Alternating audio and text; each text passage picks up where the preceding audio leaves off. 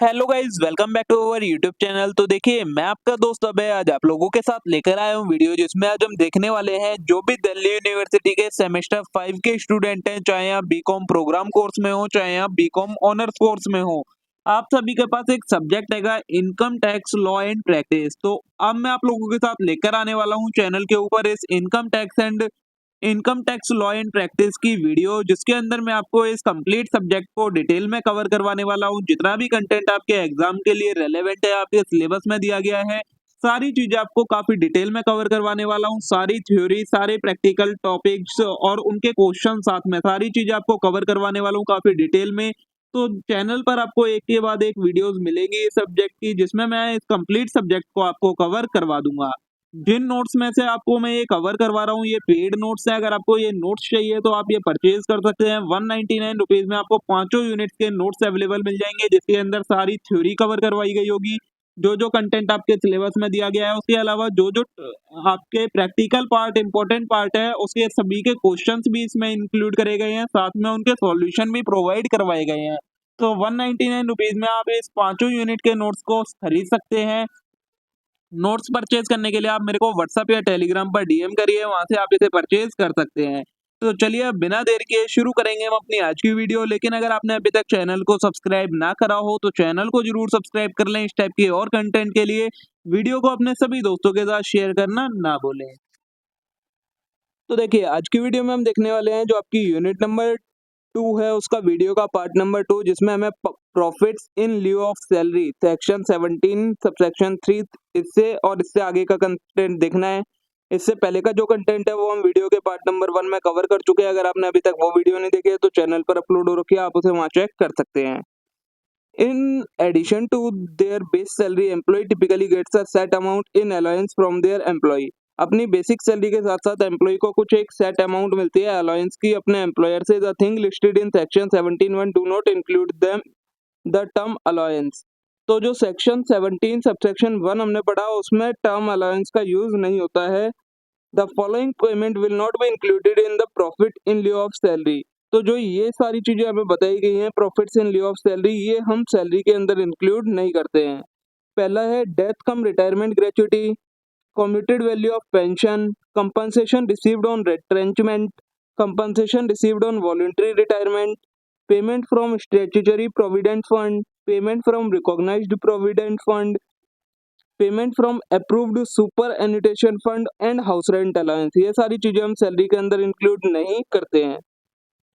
अब कितनी value include नहीं करते हैं वो बताया जाएगा। तो ग्रेच्युटी को डील करता है सेक्शन 10 सबसेक्शन 10। गवर्नमेंट एम्प्लॉय के लिए फुल्ली एग्जेम्प्ट होती है, मतलब चाहे कितनी भी ग्रेच्युटी मिले वो इंक्लूड नहीं होगी सैलरी में। एम्प्लॉय जो अंडर पोगा 1972 है, पोगा मतलब पेमेंट ऑफ ग्रेच्युटी एक्ट 1972 है, ये क्वेश्चन में गिवन होगा आपको कवर है या नहीं है। अगर एम्प्लॉय इसके अंदर कवर है तो कितनी वैल्यू आपकी एग्जेम्प्ट होगी? इन तीनों में से जो मिनिमम वैल्यू होगी, जितनी एक्चुअल ग्रेच्युटी मिली है वो, या फिर आपके 20 लाख रुपीज, या फिर 15/26 multiply by number of completed year of services multiply by last drawn salary. अगर आप एम्प्लॉय हो जो पोगो एक्ट के अंदर कवर नहीं हो तो मिनिमम कितना एग्जेम्प्ट होगा, मतलब कितनी अमाउंट आपकी लेस होगी सैलरी में से। मतलब जो आपको ग्रेच्युटी मिली है उसमें से ये वाली अमाउंट जितनी एग्जेम्प्ट है वो कम हो जाएगी, बाकी जो बचेगी वो आपकी सैलरी में ऐड हो जाएगी।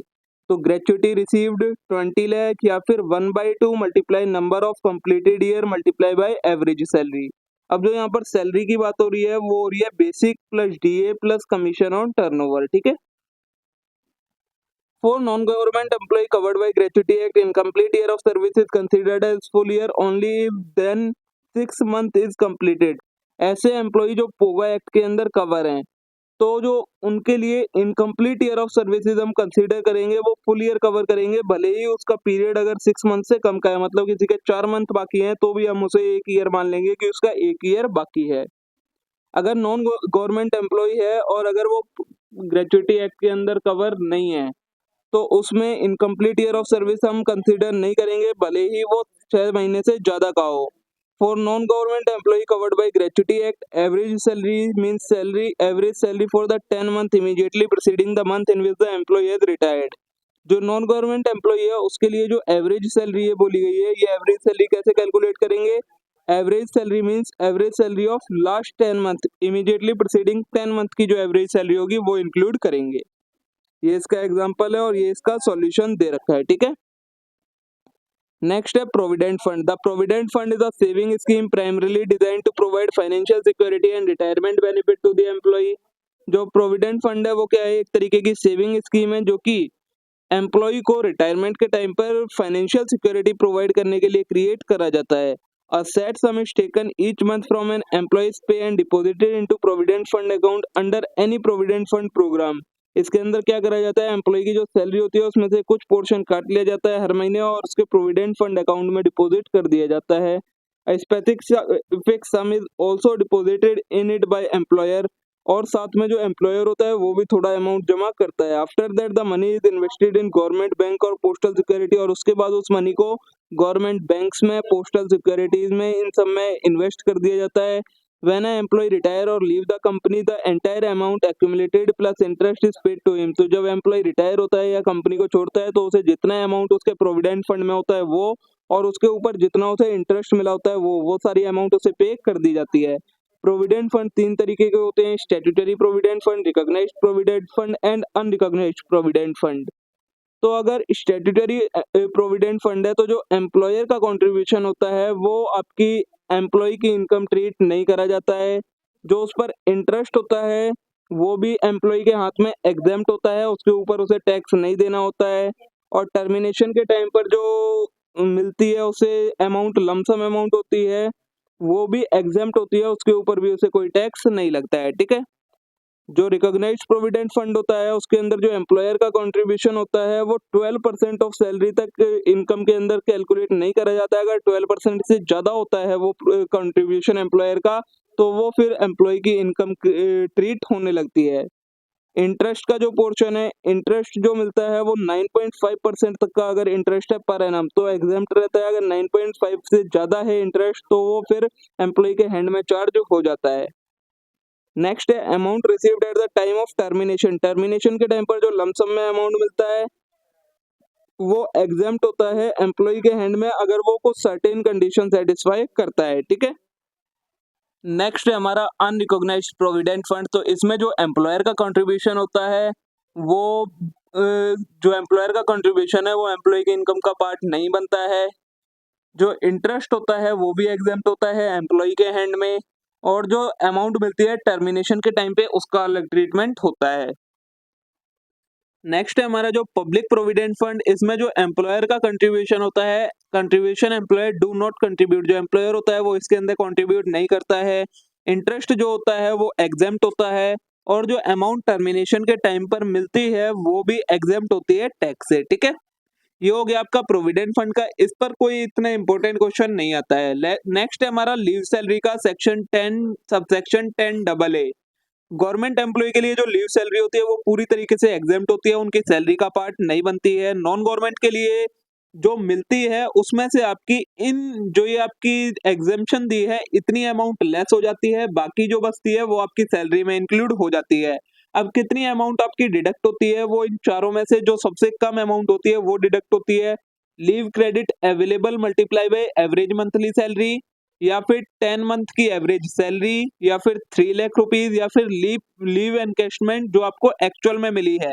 इनमें से जो भी चार अमाउंट में से सबसे कम वाली अमाउंट होगी वो आपकी एक्चुअल अमाउंट जो आपको मिली है उसमें से रिड्यूस हो जाएगी, और जितना पोर्शन बचेगा वो फिर आपकी इनकम का पार्ट बन जाएगा। अब जो एवरेज सैलरी है वो एवरेज सैलरी लास्ट 10 मंथ की देखी जाती है कि लास्ट 10 मंथ में आपने क्या एवरेज सैलरी ली है। उसके अलावा जो फ्रैक्शन नंबर ऑफ ईयर है उन्हें कंप्लीटली इग्नोर करना होता है। नेक्स्ट है हमारा pension section 10 subsection 10AA। Government employee के केस में एग्जेम्प्ट होता है पूरी तरीके से। नॉन गवर्नमेंट एम्प्लॉय के केस में जितनी पेंशन मिलती है उसमें से आपकी ये वाली अमाउंट रिड्यूस हो जाती है, उतना आपका एग्जेम्प्ट होता है, बाकी जो बचता है वो आपके इनकम में इंक्लूड हो जाता है। अब क्या क्या है, तो अगर ग्रेचुइटी मिलती है पेंशन के साथ में, उस पर्सन को ग्रेचुइटी भी रिसीव हुई है, तो जितनी पेंशन है उसका 1/3 पार्ट एग्जेम्प्ट हो जाता है, बाकी जो 2/3 बचता है वो आपका इनकम बन जाता है। और अगर उस पर्सन को ग्रेचुइटी नहीं मिलती है तो उसका हाफ पोर्शन एग्जेम्प्ट हो जाता है और हाफ पोर्शन सैलरी के अंदर इंक्लूड हो जाता है, ठीक है। नेक्स्ट होता है retrenchment compensation section 10 subsection 10B।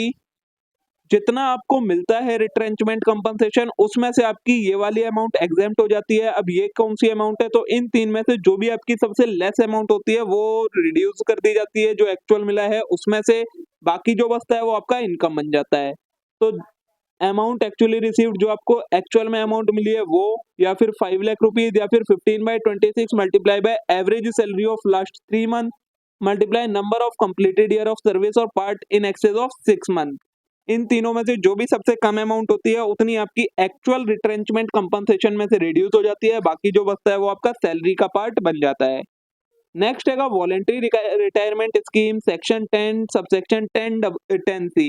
Voluntary retirement scheme क्या होती है, इसके अंदर एम्प्लॉय खुद रिटायरमेंट ले लेता है किसी भी रीजन की वजह से, तो उस टाइम पर उसे कुछ पैसा मिलता है। वो इनकम कैसे बनता है, तो जितना मिलता है उसमें से ये वाली अमाउंट आपकी जो एग्जेम्प्ट वाली है वो रिड्यूस हो जाती है, बाकी जो बचता है वो आपका सैलरी का पार्ट बनता है। अब क्या अमाउंट है, तो एक्चुअल अमाउंट मिली है आपकी, या तो वो, या फिर 3 मंथ की salary multiply number of completed year of service multiply by last drawn salary, या फिर number of month of left unserved multiply by monthly salary, या फिर ₹5 लाख। इन चारों में से जो भी आपकी सबसे लेस वाली अमाउंट है वो एग्जेम्प्ट हो जाती है, मतलब उतना पोर्शन आपका एक्चुअल वॉलंटरी रिटायरमेंट कंपनसेशन में से रिड्यूस हो जाता है, बाकी जो बचता है वो आपका इनकम का पार्ट बन जाता है।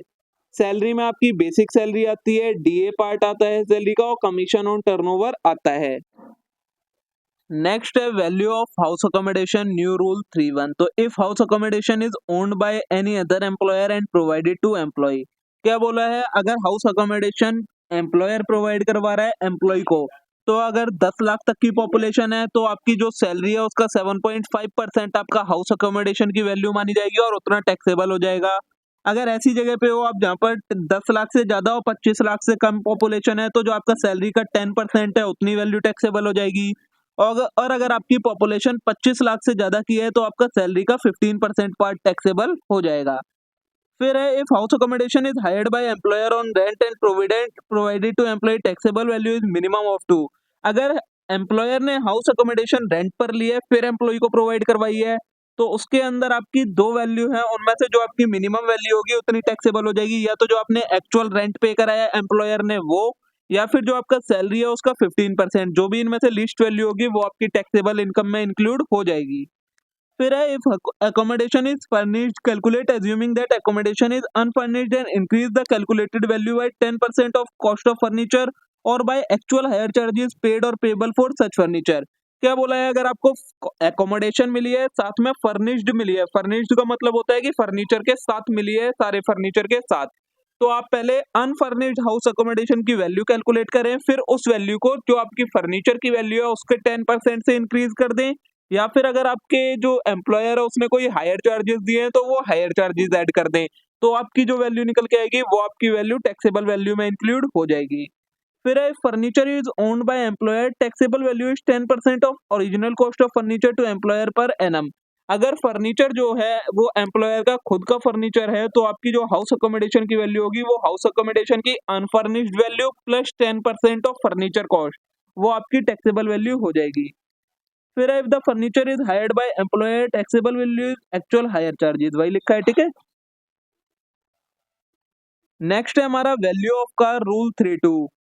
कार की, अगर कार प्रोवाइड करवाता है एम्प्लॉयर एम्प्लॉय को तो उसकी वैल्यू कैसे कैलकुलेट करी जाएगी, उस पर टैक्सेशन कैसे होगा। तो अगर कार ओन्ड बाय एम्प्लॉयर और hired by employer and used by employee, अगर कार को दो तरीके से प्रोवाइड करवा सकता है, या तो खुद की कार हो एम्प्लॉयर की वो एम्प्लॉय को प्रोवाइड करवा दे, या फिर हायर करके कार को वो प्रोवाइड करवाए। तो अगर सिर्फ ऑफिशियल यूज के लिए करिए दोनों में से कोई भी चीज तो टैक्सेबल नहीं होगी। अगर पर्सनल यूज के लिए है उसके और उसके फैमिली के लिए तो टैक्सेबल फॉर स्पेसिफाइड एम्प्लॉई, और टैक्सेबल वैल्यू क्या होगी, सारे रनिंग एक्सपेंसेस मेंटेनेंस एक्सपेंसेस हैं जो कार के वो, या फिर एम्प्लॉयर जो रिम्बर्समेंट करी है एम्प्लॉयर ने plus depreciation at the rate 15%, अगर खुद के एम्प्लॉयर की कार है। और अगर सिर्फ पर्सनल यूज के लिए उसके फैमिली के लिए तो टैक्सेबल वैल्यू क्या आएगी, all running and maintenance expense on car paid plus reimbursed by employer plus depreciation if car owned by employer, ठीक है। नेक्स्ट है if running and maintenance expense are incurred by employer, running and maintenance expense अगर employer pay करता है तो उसकी taxable value कैसे निकालेंगे।